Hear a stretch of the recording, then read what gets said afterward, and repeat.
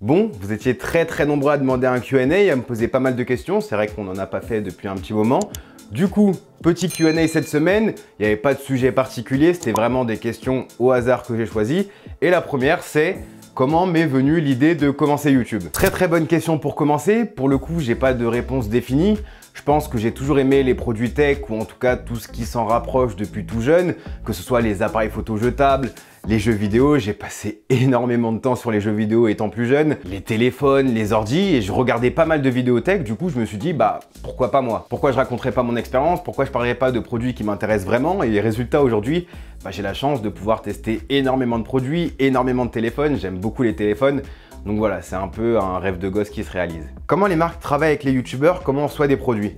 J'imagine que tu veux dire comment on fait pour se rendre visible, pour avoir des produits en prêt, comment être contacté, comment être repéré par les marques.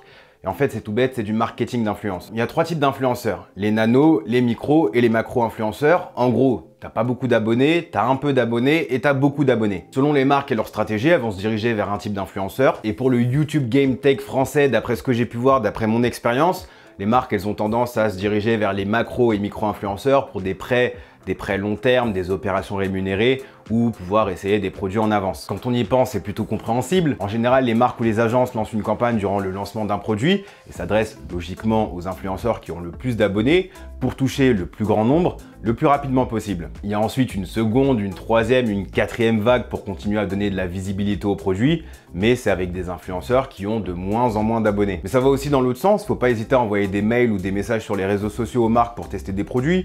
Le boss qui est derrière moi, j'ai envoyé un message sur les réseaux sociaux à Bose. Le Pixel 4 l'an dernier, j'avais demandé à Google de me le prêter. Là, The Zero de Samsung, pareil, j'ai demandé à Samsung de me la prêter. Donc en gros, pour convaincre une marque de te prêter un produit, pas un an après tout le monde, il te faut avoir un minimum d'abonnés, faire du bon contenu et puis surtout travailler très dur puisqu'il y a bien évidemment d'autres paramètres qui rentrent en compte dont j'ai pas le secret. Est-ce qu'on me reconnaît souvent dans la rue?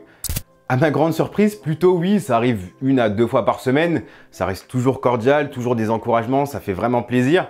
Puis ça arrive des fois dans la rue, des fois dans des restaurants, des fois dans des magasins, mais c'est vraiment toujours cool. Est-ce que j'ai déjà eu des remarques racistes sous mes vidéos? Oui, c'est déjà arrivé quelques fois, genre va manger tes bananes ou arrête de parler de tech et retourne dans ton pays, enfin plein de trucs comme ça, mais en général, tu mets un petit singe ou une banane et ça les fout en rogne et tu t'en fiches et basta, tu vois. Es-tu devenu un Apple fan?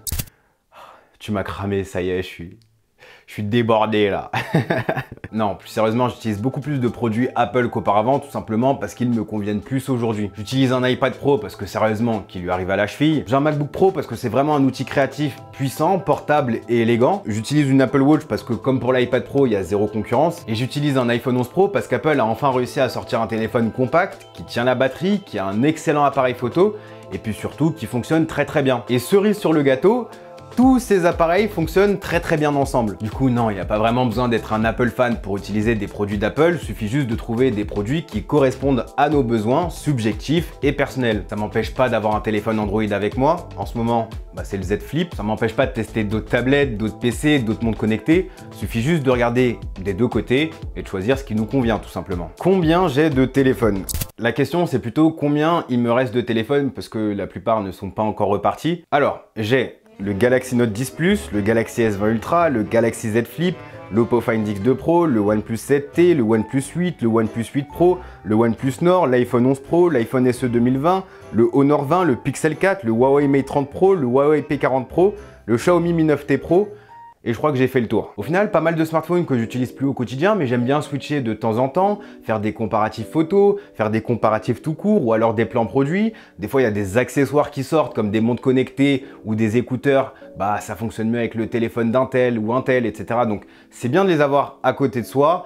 Ils sont en prêt long terme, ils restent là 6 mois, 1 an et après je les renvoie ou alors je fais un petit jeu concours à la fin de l'année et tout le monde est content. Quelle est la vidéo dont je suis le plus fier? Sinon, continuez les vidéos, c'est tellement bien.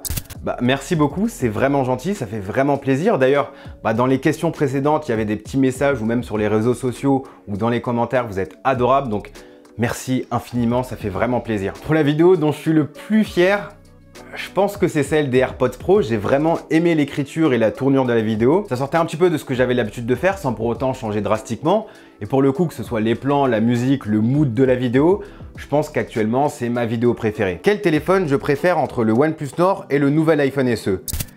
Excellente question, vraiment très bonne parce qu'elle reflète exactement ce que je disais juste avant au niveau des besoins. Et là, on a deux produits qui ont vraiment deux philosophies différentes pour le milieu de gamme. D'un côté, on a un smartphone très beau avec les dernières technologies comme le 90 Hz, la 5G, plusieurs appareils photo, un bel écran OLED super lumineux. Et puis de l'autre, on a un smartphone avec un design daté, un écran LCD, de la 4G et qui n'a qu'un seul appareil photo au dos. Mais pour la personne qui veut iOS, qui a toujours eu un iPhone et qui veut un iPhone 8 pas cher, boosté, cet iPhone SE lui conviendra plus que le OnePlus Nord. Du coup, comme je disais, tout est une question de besoin. En tant que fan de tech, je peux vous dire que le OnePlus Nord, c'est un meilleur achat, je le pense sincèrement, mais personnellement, je suis pas sûr que ce soit celui que j'utiliserais au quotidien si je pouvais en choisir qu'un seul. Parce que plus d'iPhone signifierait que je perdrais mon Apple Watch, je perdrais AirDrop. Pour mon activité d'influenceur, comme les médias aiment bien nous appeler, l'iPhone SE est bien plus optimisé pour les réseaux sociaux et me taper des stories toutes pixelisées qui sont pas très belles ou avec du texte coupé parce que les smartphones Android ont différents formats d'écran, ça serait pas ouf, je vous avoue. Mais dans tous les cas, on en reparlera dans une vidéo dédiée lorsque je ferai la comparaison entre le Pixel 4a, le OnePlus Nord et l'iPhone SE. Quel smartphone j'attends le plus en 2020?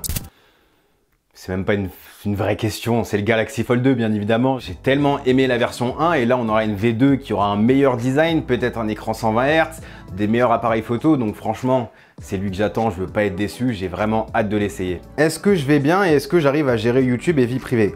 Eh bien merci de demander déjà, c'est sympa. Ça me fait penser à une autre question qui me disait quelle part YouTube prend dans ma vie entre les tournages, les événements, mon boulot, etc.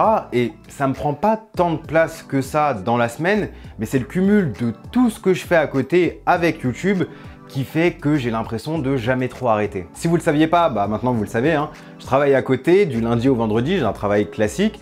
Puis à côté de ça, du coup, je dois réfléchir aux vidéos, les écrire, penser aux plans, tourner, monter, réfléchir aux miniatures, les faire, penser aux titres, penser au référencement, les promouvoir, vous répondre sur les réseaux sociaux et les commentaires. Je suis très présent sur Instagram et Twitter. Il faut aussi gérer le relationnel avec les marques, donc leur écrire, leur répondre, les relancer des fois. Donc c'est vrai que mes semaines, elles sont assez chargées. À côté de ça, j'ai une vie privée.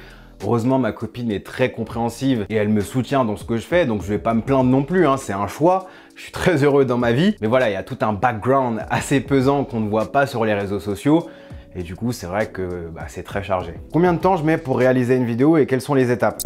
Je pense avoir un petit peu répondu juste avant. Ça peut me prendre plusieurs jours, j'écris rarement une vidéo en une après-midi ou en une soirée, je prends plutôt des notes et je remplis au fur et à mesure. Ensuite, il y a toute la préparation du tournage, donc l'avant, le pendant et l'après.